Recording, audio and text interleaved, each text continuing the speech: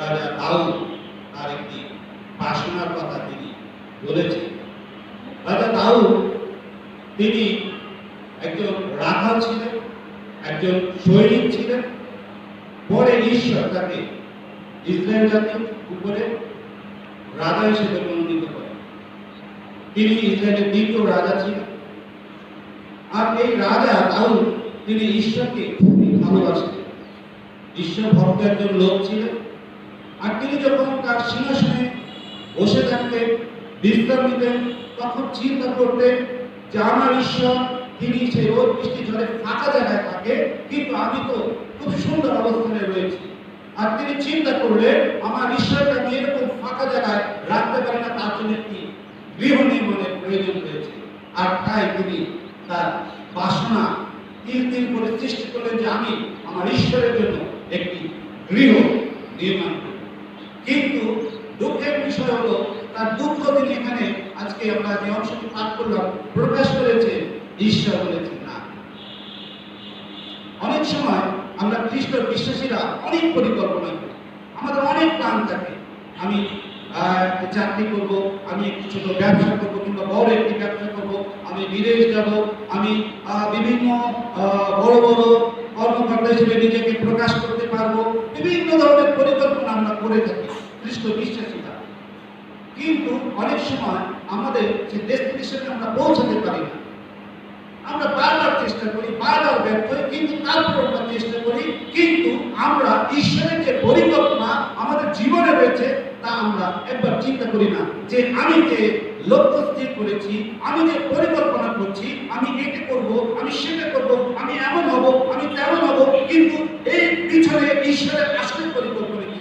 আসলে কি ঈশ্বর চায় কিনা আমাকে একজন ব্যবসায়ী হিসেবে? আসলে ঈশ্বর চায় কিনা আমি একজন বড় কর্মচারী হই, বড় কর্মকর্তা হই, আমি বিদেশে যাই টাকা ইনকাম করতে, কিংবা আমার বিশুদ্ধ বাড়ি হোক? এরকম আমরা বিভিন্ন পরিকল্পনা করে থাকি ঠিকই, কিন্তু ঈশ্বরের পরিকল্পনা আমরা উপলব্ধি করার চেষ্টা করি না।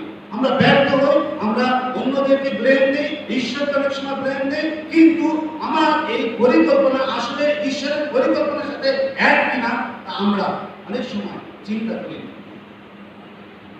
আমার এক ভাই আছে, আমার মেজমাসির ছেলে, সে দীর্ঘদিন যাবত চেষ্টা করছে একটি চিলড্রেন মিনিস্ট্রি করার। সে বছরের পর বছর বিভিন্নভাবে সে লোকজনকে এক করছে, কমিটি করছে, বিভিন্ন সাজ সরঞ্জাম সে প্রস্তুত করছে। আর প্রতিনিয়ত সে আমার সাথে কথা বলে, দাদা আমার জন্য প্রার্থনা করো, দাদা আমার জন্য প্রার্থনা করো। আমরা বহুবার স্বামী স্ত্রী এবং আমি ব্যক্তিগতভাবে তার জন্য প্রার্থনা করছি যেন ঈশ্বর তার সেই মিনিস্ট্রিকে সাসপেন্ড করে। কিন্তু হঠাৎ করে একদিন সে যখন আমাকে বললো, দাদা এখনো কোনো ঈশ্বরের আশীর্বাদ পাইনি, আমার জন্য প্রার্থনা করো, হঠাৎ আমার হৃদয় আসলো আসলে সে যেটা করছে এটা কি ঈশ্বরের পরিকল্পনা কিনা, ঈশ্বর সেটা চায় কিনা। আমি তাকে বললাম, তুমি কি কখনো গভীর করে প্রার্থনা করে দেখেছো আসলে ঈশ্বরের পরিকল্পনা কি? তুমি তো অনেক বছর যাবত চেষ্টা করছো, কিন্তু সফলতা মুখ দেখছো না, তুমি এটাকে এগিয়ে নিয়ে যেতে পারছো না, হয়তো ঈশ্বর এটা চায় না। ঠিক একই রকম আমরা খ্রিস্ট বিশ্বাসীরা অনেকদিন যাবত হয়তো কোনো একটা পরিকল্পনা করছি, সফলতা পাচ্ছি না। আজকে প্রশ্ন, আসলে আমাদের যে পরিকল্পনা তার সাথে ঈশ্বরের পরিকল্পনা কতটুকু সম্পর্কযুক্ত? রাজা দাউদ তিনি পরিকল্পনা করলে ঈশ্বরের জন্য একটি গৃহ নির্মাণ করলেন, কিন্তু ঈশ্বর বললেন ন। কারণ কি? কারণ তিনি যুদ্ধের লোক ছিলেন, তার হাতে অনেক মানুষের রক্তের দাগ ছিল। আর তাই ঈশ্বর বললেন, না, আমি তোমার দ্বারা পবিত্র মন্দির নির্মাণ করব না, কিন্তু তোমার পরে তোমার পুত্রের মধ্য দিয়ে সেই মন্দির নির্মিত হবে। রাজা দাউদ যদিও বা হয়তো বা তার মনোভঙ্গ হয়েছিল, একটা বড় পরিকল্পনা করেছিলেন, কিন্তু ঈশ্বর সেখানে না বললেন, কিন্তু সে থেমে থাকেনি। তিনি তার বাসনা পূর্ণ করতে পারেনি ঠিকই, কিন্তু তারপরে তার সন্তান যেন তা করতে পারে তার জন্য সে ব্যবস্থা করতে শুরু করলেন। আমরা প্রথম বংশ বলি, একই বংশ বলি 29 অধ্যায় 3 থেকে 9 পদ যদি একটু দেখি, 3 থেকে 9 পদ। প্রথম বংশ বলি তার 29 অধ্যায় 3 থেকে 9 পদ আমি পাঠ করছি। আবার সে পবিত্র ক্রিয়ার নিমিত্ত যাহা যা আয়োজন করিয়াছি তদবধি আমার নিজস্ব স্বর্ণ ও রৌপ্য ধন্য আছে। আমার ঈশ্বরের গৃহের প্রতি অনুরাগ প্রযুক্ত আমি আপন ঈশ্বরের গৃহের জন্য তা দিলাম। ফলত ইহুদার ভিত্তি সকল মুড়িবার জন্য 3 সহস্র তালন্ত স্বর্ণ, ঐফিরের স্বর্ণ ও 7 সহস্র তালন্ত নির্মল রৌপ্য দিলাম। স্বর্ণময় দ্রব্যের জন্য স্বর্ণ ও রৌপ্যময় দ্রব্যের জন্য রৌপ্য, এবং শিল্পকারদের হস্ত দ্বারা যা যা করা যাইবে তার জন্য দিলাম। ভারত অদ্য কে সদবহুল উদ্দেশ্যে আপনার হস্তপূর্ণের জন্য ইচ্ছাপূর্বক দান করে। তখন পিতৃপতিগণ, ইসরায়েলের বংশরক্ষগণ, সহস্রপতিগণ, শতপতিগণ ও রাজা কার্যদক্ষগণ ইচ্ছাপূর্বক দান করিলেন। তারা ঈশ্বরের বিয়ের কার্যের জন্য 5 সহস্র তালন্ত স্বর্ণ, অপকল নামে 10 সহস্র স্বর্ণ মুদ্রা, 10 সহস্র তালন্ত রৌপ্য, 18 সহস্র তালন্ত পিতল ও 1 লক্ষ তালন্ত লৌহ দিলেন। আর যাহাদের নিকটে মণি পাওয়া গেল তারা দর্শনীয় দিয়েলের হস্তে শতকবুত দিয়ে ভাণ্ডারের জন্য তা দিলেন। তাহাদের প্রজারা ইচ্ছাপূর্বক দান করা হেতু আনন্দ করিলেন, কেননা তারা একাগ্র চিত্তে সদবহুল উদ্দেশ্যে ইচ্ছাপূর্বক দান করিলেন, এবং দাউদ রাজাও মহা আনন্দে আনন্দ করিলেন। কত সুন্দর বিষয়! ইসরায়েলের রাজা তিনি যদি বলতেন, এই ইসরায়েলের যত প্রজারা আছো সকলে তোমরা বাধ্য, আমি ঈশ্বরের দেহ নির্মাণ করবো, তোমরা দাও, কিন্তু তিনি তা করলেন না।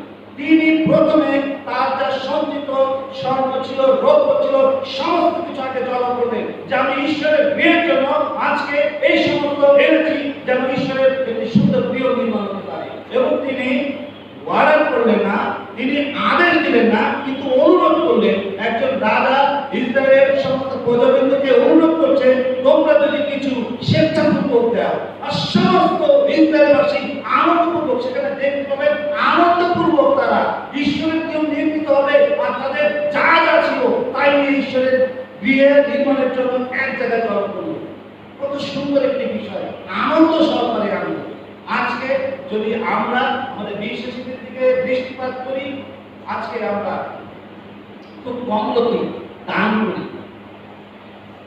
আজকে একজন বিশ্বাসী তার সমস্যার কথা সে অস্ত্রোচ্চারণ সিক্ত কণ্ঠে তিনি বলছেন মন্ত্রীতে যে আমার এই সমস্যা, তিনি কান্না করছেন, প্রার্থনা বিষয় রাখলেন।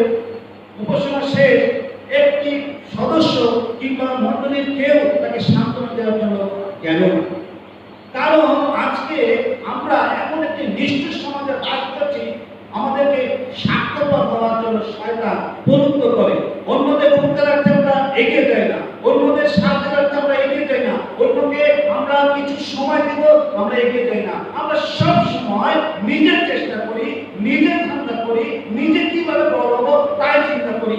কিন্তু আজকে ঈশ্বর চায় যেন আমরা পরস্পর প্রেম করি, অন্যের বিপদে এগিয়ে যাই। যেমন এই ইসরায়েলবাসী ঈশ্বরকে ভালোবেসে তাদের যা কিছু ছিল আনন্দপূর্বক নিয়ে আসি, কিন্তু সেই আনন্দ আমাদের মধ্যে দেখা যায় না।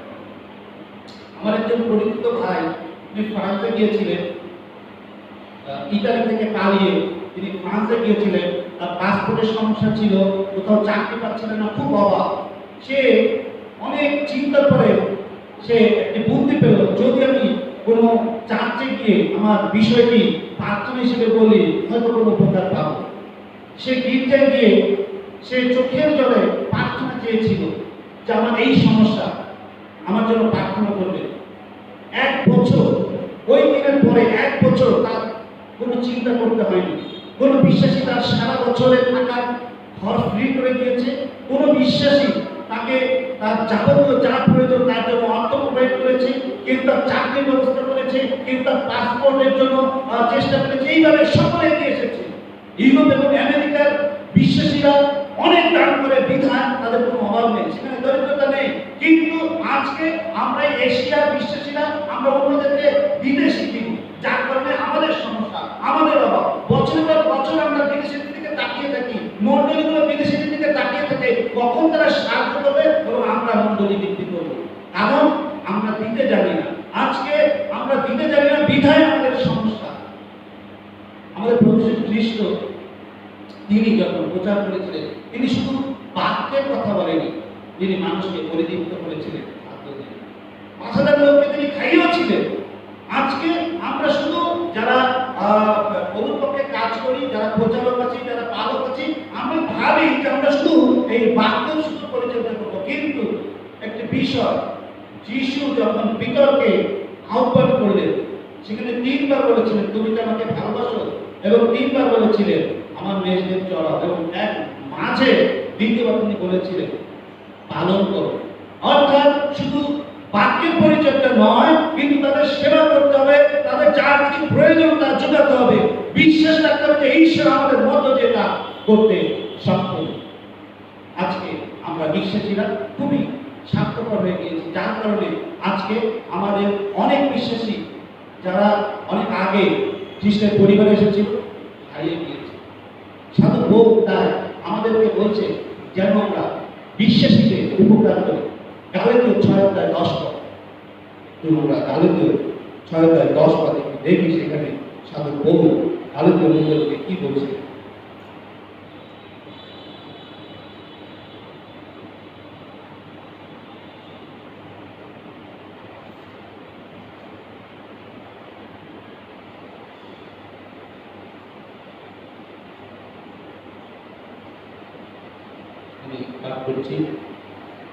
এই জন্য আইসো আমরা যেমন সুযোগ পাই তেমনি সকলের প্রতি, বিশেষত যাহারা বিশ্বের মাটির পরিজন তাহাদের প্রতি সতর্ক করি।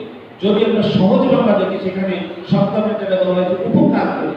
আজকে আমাদের প্রত্যেক বিশ্বাসীর দায়িত্ব রয়েছে, আমার যে ভাই, আমার যে বোন সমস্যাগ্রস্ত, অভাবগ্রস্ত, সে পড়াশোনার খরচ যোগাতে পারছে না, সে প্রতিদিনের খাদ্য ম্যানেজ করতে পারছে না, অসুস্থ, সে অসুস্থতার চিকিৎসার খরচ নেই, আমাদের উচিত তাদের পাশে দাঁড়ানো, যেটি সাথে ভুল করছে। এবং ঈশ্বর চায়, আমরা চাই, কিন্তু আমরা চাই না, আমরা চুপ করে থাকি, আমরা তাদের সাথে যোগাযোগ অনেক সময় বিচ্ছিন্ন করে দিই। আমার বাস্তব অভিজ্ঞতা থেকে আমি বলতে পারি, যখন একটি বিশ্বাসী বিপদে পড়ে, সমস্যায় পড়ে, তার আত্মীয়স্বজন যোগাযোগ বন্ধ করে দেয়, তার বন্ধু বান্ধব তার কল রিসিভ করে না, হয়তো সে আমার কাছে সাহায্য করবে। খুব নিষ্ঠুর সমাজে আমরা রয়েছি, কিন্তু সেখান থেকে আমাদের বেরিয়ে আসতে হবে, আমাদের অন্যের পাশে দাঁড়াতে হবে। যদি আমরা একজন ভালো বিশ্বাসী হিসেবে নিজেদেরকে দাবি করি, যদি আমরা দাবি করি যে আমি যিশু খ্রিস্ট, তবে অবশ্যই অন্যকে আপনার মতো প্রেম করতে হবে, যেমনটি এই ইসরায়েল জাতি করেছিল। রাজা যখন অনুরোধ করলেন, প্রত্যেকে তাদের যা কিছু ছিল নিয়ে আসতো আনন্দ সহকারে। আজকে আমাদের আনন্দ সহকারে অন্যের উপকার করতে হবে, অন্যের সাথে দাঁড়াতে হবে। মনে রাখতে হবে, একসময় আমরা শূন্য ছিলাম, কিন্তু আজকে ঈশ্বর আমাদেরকে যথেষ্ট দিয়েছে, আমাদেরকে সচ্ছলতা দিয়েছে। এই সচ্ছলতা এই জন্য দিয়েছে যে অভাবে রয়েছে, যে সমস্যাগ্রস্ত রয়েছে, তার পাশে যেন আমরা দাঁড়াতে পারি। আর সেই সময় নেই যে সময় খাবার নিয়ে বিশ্বাসীদের কাছে দেব, এখন সেই সময় নেই। আজকে আমাদেরকে ঈশ্বর সচ্ছলতা দিয়েছে যেন আমরা সেই কাকের ভূমিকা পালন করি, যার যা প্রয়োজন যেভাবে পারি তাকে সাহায্য করি। এটি ঈশ্বর চায়। ইসরায়েল তারা সেই মন্দির নির্মাণের জন্য তাদের যা যা ছিল তাই চায় তারা এনে এক জায়গায় জড়ো করে। মিশর থেকে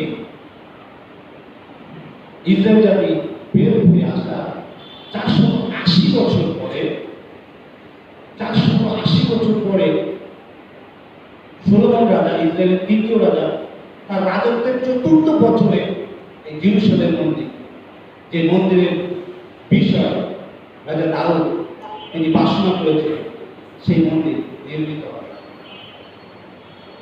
সলোমন রাজার উদ্যোগে ঈশ্বর সেই রাজা দাউদের বাসনা তিনি পূর্ণ করলেন। আর এই জেরুজালেম মন্দির সম্পর্কে অল্প কিছু ধারণা আপনাদেরকে দিতে চাই। এই মন্দিরটি 3 তলা ছিল, এই মন্দিরটি, এবং এই মন্দিরটি ভিতরে বলা হয় এরোস্টাস্টোমা, মানে এরোস্টাস বেশি ব্যবহার করা হয়েছে। সেটি আমরা দেখতে পাবো প্রথম রাজাবলী 6:18 পদ, এবং 3য় তলা ছিল, সেটি আমরা দেখতে পাবো প্রথম রাজাবলী 6:8 পদ। এই মন্দিরটি নির্মাণ করতে 7 বছর সময় লেগেছিল, যেটি আমরা দেখতে পাবো প্রথম রাজাবলী তার 6:38 পদে। এই মন্দিরটি নির্মাণের পরে ইসরায়েল জাতির এত আনন্দ, রাজার এত আনন্দ, যে একটি কাঙ্ক্ষিত বিষয়, একটা কাঙ্ক্ষিত লক্ষ্যে আমরা পৌঁছতে পেরেছি। খুব আনন্দ হয়েছিল সেদিন যেদিন এই মন্দির নির্মাণের কাজ সম্পূর্ণ হয়েছিল।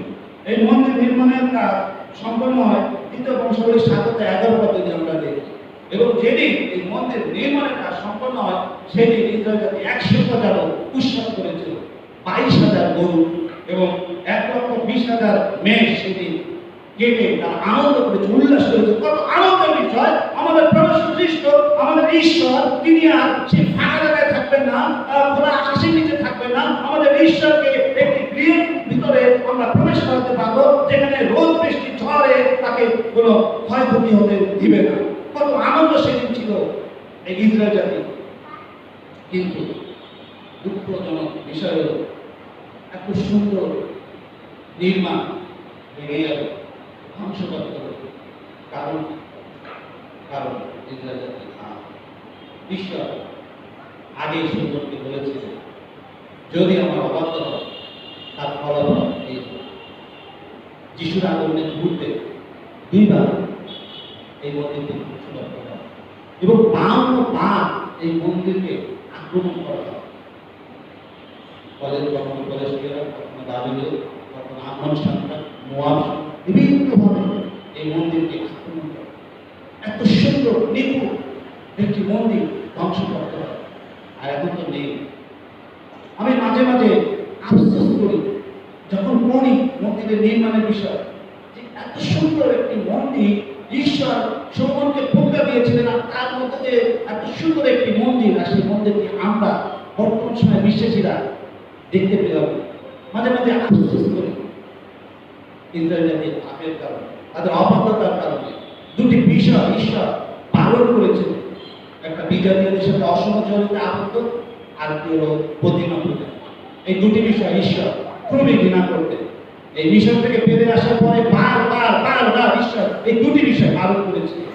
বর্তমান সময় আমাদের বিশ্বাসীদের মধ্যে এই 2টি বিষয় খুবভাবে দেখতে পাওয়া যায়। কিছুদিন আগে একজন বিদেশি বক্তার ইউটিউবে প্রচার শুনছিলাম। তিনি বলছিলেন, আমরা যখন এই যে ধনের পিছনে ছুটি, অর্থ ইনকামের পিছনে ছুটি হতেও একটি প্রতিমা পূজা। আমরা যখন কোনো গাড়িটি শখ করি, আর গাড়িটি নিয়ে আমরা চিন্তা ভাবনা করি এই গাড়িটি এইভাবে সাজাবো, ওইভাবে সাজাবো, ওইটাও একটি পূজা।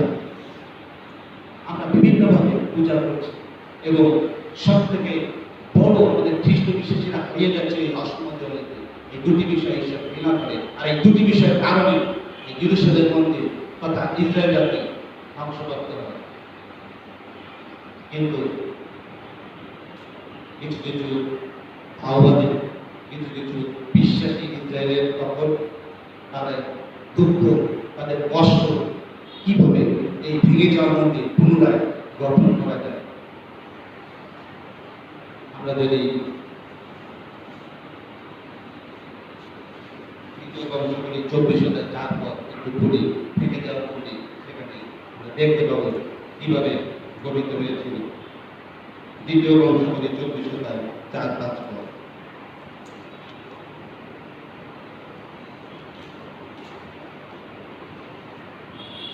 আমি পাঠ করছি। তৎপরে সদাপ্রভুর গৃহ সারাইতে জোয়াসে মনোরথ হইল। তাহাতে তিনি যাজকদিগকে ও লেবীয়দিগকে একত্র করিয়া কহিলেন, তোমরা জিহুদীরা নগরে নগরে গমন করো এবং বৎসর বৎসর আপন ঈশ্বরীয় মেরামত করিবার জন্য সমস্ত ইসরায়েলের নিকট হইতে রৌপ্য সংগ্রহ করো। এই কার্য শীঘ্রই করো, কিন্তু লেবীয়রা তা শীঘ্রই করিল না। আমরা 13 কথা একটু দেখি, এই একই অধ্যায়। এরূপে কার্য সম্পাদকগণ কর্ম করিবে, তাহাদের হস্ত কার্য সুসিদ্ধ হইল, আর তারা ঈশ্বরীয় সারাইয়া পূর্বের মতো দৃঢ় করিল। জোয়াস তার মনোরথ ভেঙে যাওয়া মন্দির কিভাবে আবার গঠন করা যায়। লেবীয়গণকে, যাজকগণকে তিনি অনুরোধ করলেন, আমরা ইসরায়েলদের কাছ থেকে আবার সংগ্রহ করি, অর্থ সংগ্রহ করি, রৌপ্য সংগ্রহ করি, স্বর্ণ সংগ্রহ করি, যেন এই ভেঙে যাওয়া মন্দির আবার গঠন করা যায়। এবং তারা সক্ষম হয়েছিল সেই ভেঙে যাওয়া মন্দির গঠন করতে। আজকে আসলে তিনটি মন্দিরের অবস্থা বিষয় আমি এত সময় ধরে আলোচনা করলাম। মন্দিরের পূর্ব প্রস্তুতি নির্মাণের, মন্দির নির্মাণ এবং ভেঙে যাওয়া মন্দির নির্মাণ। আসলে আমি শুরুতে আজকে কি বিষয় আজকে আপনাদের সম্মুখে কথা বলবো তা বলিনি। এত সময় ধরে আলোচনার মধ্যে দিয়ে আপনারা বুঝতে পেরেছেন কোন বিষয় আসলে আমি কথা বলতে বলতে এগোচ্ছি, তা হলো মন্দির। মন্দির কিন্তু আমি এই ইট বালু সিমেন্ট দ্বারা নির্মিত মন্দিরের বিষয় আজকে আসলে উপস্থাপন করতে চাই না। আমি যে মন্দিরের বিষয়ে বলতে চাই তা হলো আমরা নিজেরা। আজকে ঈশ্বর, আমাদের পবিত্রতম ঈশ্বর, আমাদের সদাপ্রভু, আমাদের প্রভু যীশু খ্রিস্ট, তিনি এই ইট বালু সিমেন্টের নির্মিত গৃহে থাকেন না, তিনি থাকেন আমাদের হৃদয়ে। আর আমরা তার মন্দির। আজকে আমি সেই মন্দিরের বিষয়ে আসলে কথা বলতে চাই। আজকে আমরা বিশ্বাসীরা যে তিনটি মন্দিরের অবস্থার কথা বললাম, আমরা এক একজন এক এক অবস্থানে রয়েছি। আজকে আমাদের ঈশ্বরকে আমাদের হৃদয়ে প্রবেশ করবার জন্য কিংবা স্থান দেওয়ার জন্য আমরা অনেকেই এখন আমাদের মন্দিরকে নির্মাণ করতে পারিনি। আবার অনেকেই আমরা সুন্দর গৃহ নির্মাণ করেছি আমাদের হৃদয়ে, যেখানে আমাদের ঈশ্বর রয়েছে। আবার অনেকে হৃদয়, অনেকের মন্দির আমরা ভেঙে ফেলেছি, যেখানে ঈশ্বর আর অবস্থান করতে পারছে না। তিন অবস্থায় আমাদের বিশ্বাসীদের আজকে অবস্থা। আজকে বউ তার করমণ্ডলের পত্রের মধ্যে দিয়ে তিনি বলেছেন যেন আমরা প্রত্যেকে এক একটি মন্দির, এবং তিনি আরো বলেছে এই মন্দির যে ধ্বংস করে ঈশ্বর তাকে নষ্ট করবে। আসুন আমরা দেখি প্রথম করন্থীয় তার 3 অধ্যায় 16 এবং 17 পদ। প্রথম করন্থীয় তার 3 অধ্যায় 16 এবং 17 পদ। সেখানে যিনি কি বলছেন আমি পাঠ করছি। প্রথম করন্থীয় তার 3 অধ্যায় 16 এবং 17 পদ। তোমরা কি জানো না যে তোমরা ঈশ্বরের মন্দির এবং ঈশ্বরের আত্মা তোমাদের অন্তরে বাস করে? যদি কেউ ঈশ্বরের মন্দির নষ্ট করে তবে ঈশ্বর তাকে নষ্ট করিবেন, কেননা ঈশ্বরের মন্দির পবিত্র, আর সেই মন্দির তোমরাই।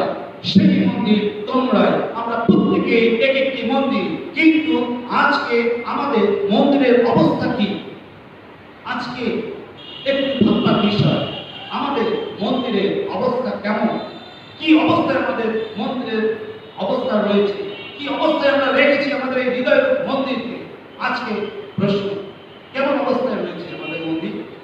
আজকে তো আমরা প্রত্যেকে একটি মন্দির, যে মন্দিরে আমাদের ঈশ্বর থাকে, কিন্তু ঈশ্বরকে রাখবার জন্য আমাদের মন্দিরকে আমরা কি অবস্থায় রেখেছি? প্রশ্ন। আজকে আমি গত সপ্তাহে পাহাড়ে ছিলাম, একটা খেয়াল পাড়াতে গিয়েছিলাম। তারা দীর্ঘদিন যাবত অনুরোধ করছিল, সেখানে অনেক অবিশ্বাসী রয়েছে যেন সেখানে আমি যাই। আর সেখানে দেখলাম পুরাতন অনেক বিশ্বাসী, তারা রাতে বেলা হই হুল্লোড় করছে। আমি চিন্তা করলাম তাদের ভাষায় হয়তো তারা গান করে, রোববার দিন তারা এরকম করে, কারো গৃহে পাহাড়িরা কারো গৃহে তারা অবস্থান করে ঈশ্বরের গৌরব করে, তাদের বিভিন্ন গান করে, খুব সুন্দর সুন্দর গান করে, অনেক সময় সারা রাত গান করে। আমি ভাবলাম তারা যে ঈশ্বরের গৌরব করছে। আমি আমার সরকারি ভাইকে বললাম চলেন যাই, সেখানে বসে করে না দাদা সেখানে যাওয়া যাবে না। কেন? তারা মদ খেয়ে মাতলামি করছে, তারা বিশ্বাসী। আজকে অনেক বিশ্বাসীরা আমরা মাতলামি করছি, এই দেহকে, এই মন্দিরকে আমরা নষ্ট করছি। অনেক বিশ্বাসীরা ব্যভিচার করে এই মন্দিরকে আমরা ধ্বংস করছি। অনেক বিশ্বাসীরা লোভ করছি, চুরি করছি, রাগ করছি, হিংসা করছি, মারামারি করছি, বিভিন্ন ভাবে আমাদের মন্দিরকে নষ্ট করছি। আর তাই আজকে পৌল তার লেখনের মধ্যে বলছে যে এই মন্দির নষ্ট করে ঈশ্বর তাকে নষ্ট করবে। আজকে ভাববার বিষয়, আমরা কি অবস্থায় আমাদের এই মন্দিরকে রেখেছি, কি অবস্থায় রেখেছি? বলছিলাম যে গত সপ্তাহে পাহাড়ে ছিলাম আর দেখছিলাম প্রচুর বৃষ্টি। রাতের বেলায় সেখানে রোববার দিন 2 বার চার্জ হয়, সকালে একবার, রাতে একবার। আর রাতের বেলায় আমি যখন বসে আছি, বৃষ্টি, লোক কম আসছে, আমি আমার সেই সহকারী ভাইকে বললাম আজকে যদি সময় লোক কম হবে, কারণ বৃষ্টি তো, পাহাড়ি পথ হেঁটে হয়তো বেশি লোক আসবে না। সে বললো অপেক্ষা করেন, আসবে দাদা। আর আমি দেখলাম বৃষ্টির আসছে এবং একজন বৃদ্ধ মহিলা তিনি আসছে ভিজে ভিজে, তার ছাতা নেই। এই বিষয়টি আমার হৃদয়কে নাড়লো। কি ব্যাপার, এই মহিলা তার ছাতা নেই, ভিজে ভিজে ঈশ্বরের দিকে এসেছে, সে সম্পূর্ণ ভিজে গিয়েছে। এবং আমি তাকে বারবার ধ্যান করলাম, সে কুসুমে বসে আছে, সে আনিজি ফিল করছে না, আমার চুল ভিজে গিয়েছে, আমার কাপড় ভেজা, সে মনোযোগ সহকারে বাক্য শুনছে, হয়তো বাংলা সে সম্পূর্ণ জানে না, কিন্তু সে বোঝার চেষ্টা করছে ঈশ্বরের কি বাক্য আজকে তার জন্য রয়েছে। আমি পরে তাকে জিজ্ঞেস করলাম, একজন অনুবাদককে নিয়ে জিজ্ঞেস করলাম তো কেন সে ভিজে ভিজে এসেছে। আর সে আমাকে অবাক করলো। সে বলল, এখানে যে মন্দিরটি আছে সেটাকে ক্লিন করার জন্য সে এসেছে। আজকে আমি শুনেছি এই মন্দিরের বয়স 100 বছর হয়ে গিয়েছে, অনেক বিশ্বাসী রয়েছে। আমি ক্রিসমাসের সময় দেখেছিলাম অনেক বিশ্বাসী, এখানে বসবারও জায়গা নেই, কিন্তু আজকে কোথায় নেই, মন্দির ধ্বংসপ্রাপ্ত, মন্দিরের অবস্থা খুবই খারাপ। আর এই খারাপ অবস্থায় আমাদের ঈশ্বর আজকে আমাদের এই হৃদয় মন্দিরে আসতে পারছে না। নরমালি অবস্থা আমাদের মন্দিরে, কিন্তু সাধু পৌল তিনি তার লেখনীতে বলছে আমাদেরকেও ঈশ্বরের গৌরব করে। এই যে মন্দির, এই মন্দির ঈশ্বর গৌরব করে, কিন্তু কোথায় বিশেষীরা? আজকে আমি যেখানে যাই সন্ধ্যার সময় আমি আশা করি যেন শুনতে পাই যে সে কিউনাথ বৈরাগীর গান বিশেষীদের পরিবার থেকে আসবে, শুনতে পাই না। আজকে বিশেষীরা ব্যস্ত সিরিয়াল নিয়ে, কখন সন্ধ্যা 6টা হবে, একের পর এক সিরিয়াল। শয়তান ব্যস্ত রেখেছে যেন এই মন্দিরকে আমরা ক্লিন করতে না পারি। কিন্তু আজকে আমাদের প্রভু যীশু খ্রিস্ট জেরুজালেম মন্দিরকে যেভাবে ক্লিন করেছিলেন, তিনি সমস্ত পদ্মাদের হাত বাজার ভেঙে চুরমার করেছিলেন, ঠিক একইভাবে চায় তিনি আপনার আমার হৃদয়ে এসে আমাদের মন্দিরকে ক্লিন করতে, যেন তিনি সেখানে অবস্থান করতে পারে। কিন্তু আমরা ধীরে ধীরে তার কাছ থেকে দূরে চলে যাচ্ছি, যেন ঈশ্বরের সাথে আমাদের যোগাযোগ না থাকে, সংযুক্ত না থাকি, যেন আমরা আমাদের হৃদয়কে ক্লিন করতে না পারি। আমরা আমাদের জন্য দায়ী। আজকে সাধু পৌল প্রথম করন্থীয় 6:19-20 পদ যদি আমরা দেখি, সেখানে বলছিলাম আগে বলছে এই মন্দির ঈশ্বরের গৌরব করে। আজকে কি আমাদের মনে হয় যে আমাদের দেহ ঈশ্বরের গৌরবার্থে ব্যবহৃত হচ্ছে? একজন বিশ্বাসী পরিবারের বাবা মা আমাকে প্রার্থনার বিষয়ে বলল, তাদের সন্তান শেষ পর্যায়ে চলে এসেছে, ইঞ্জেকশন মনে হয় নেশাতে জড়িত যারা, এটি হলো শেষ সময়, ইঞ্জেকশন ঘুষ করে। প্রতিদিন যখন টাকা থাকে না, বাবা মাকে মারতে যায়, বিভিন্ন দ্রব্য ঘরে চুরি করে বিক্রি করে। এই দেহ ঈশ্বরের গৌরবের জন্য, এই দেহ নেশার জন্য নয়, এই দেহ ঈশ্বরের প্রশংসার জন্য, এই দেহ ব্যভিচারের জন্য নয়, এই দেহ ঈশ্বরের জন্য সর্বদা প্রস্তুত থাকবে, ঈশ্বরের কার্যের জন্য। কিন্তু এই দেহ লম্পটতার জন্য নয়, চুরির জন্য নয়, হিংসার জন্য নয়, মারামারির জন্য নয়, কিন্তু ঈশ্বরের গৌরবার্থে সবসময় এই দেহ প্রস্তুত থাকবে। যখন আমার ঈশ্বর বলবে তুমি আমার গৌরব করো, তুমি আমার প্রশংসা করো, তুমি আমার পক্ষে কার্যকরী হও, তখন আমরা প্রস্তুত থাকবো সেই কাজ করার জন্য। কিন্তু আমরা প্রস্তুত নই, যার কারণে আজকে কিছুদিন আগে সেই গণশুমারি হলো, সেখানে দেখতে পেলাম আমরা 0.30% বিশ্বাসীরা। অনেক আগে দেখেছিলাম 99%, 0.99%, সেখানে কমে এখন 30-এ চলে এসেছে মাইনাস।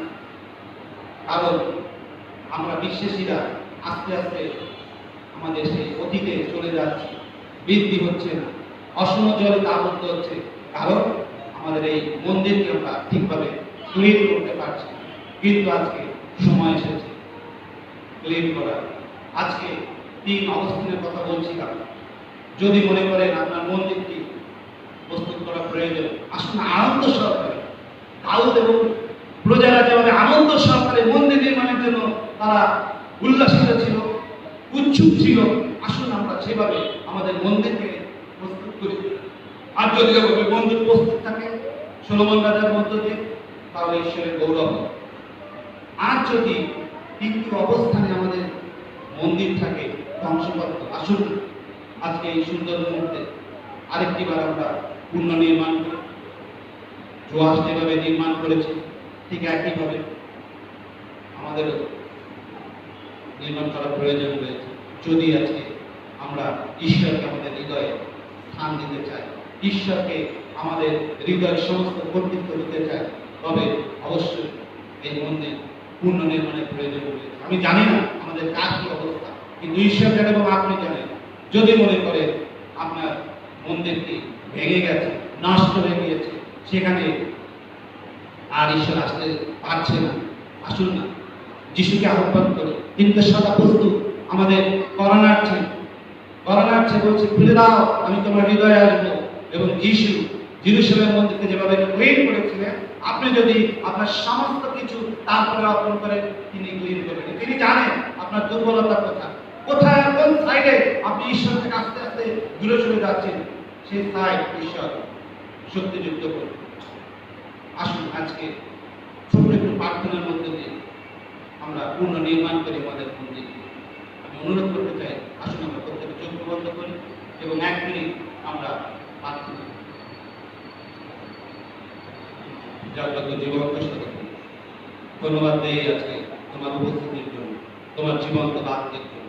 এই বাক্য কার্যের সাথে বাক্য, তোমার বাক্য হাতুড়ি নেয় আমাদের হৃদয়কে ভেঙে চুরমার করে নতুন করে গঠন। আজকে বলবো আমরা 3টি অবস্থান দেখেছি মন্দিরের জন্য। আমি জানি না তোমার সন্তানগণের মন্দিরের কোথায় কি অবস্থা হয়েছে। যদি কারো মন্দির এখনো নির্মিত না হয়, তুমি সাহায্য করো, যেন পবিত্র একটি মন্দির নির্মাণ করতে পারে, যেন সেখানে তুমি অবস্থান করতে পারো।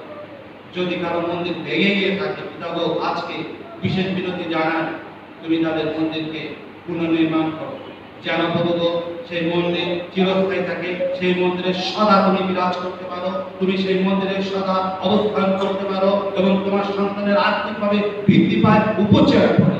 আজকে প্রভু কিছু সময় পরে আমরা যে জায়গায় ফিরে যাবো, সেখানে গিয়েও যেন এই 3 মন্দিরের অবস্থানের কথা যেন আমরা ভুলে না যাই এবং আমরা যেন সর্বদা ব্যস্ত থাকতে পারি আমাদের মন্দির সবল রাখা, আমাদের মন্দিরকে সুস্থির রাখা, যেন শয়তান ইয়াবত এই মন্দিরকে ধ্বংস করতে না পারে।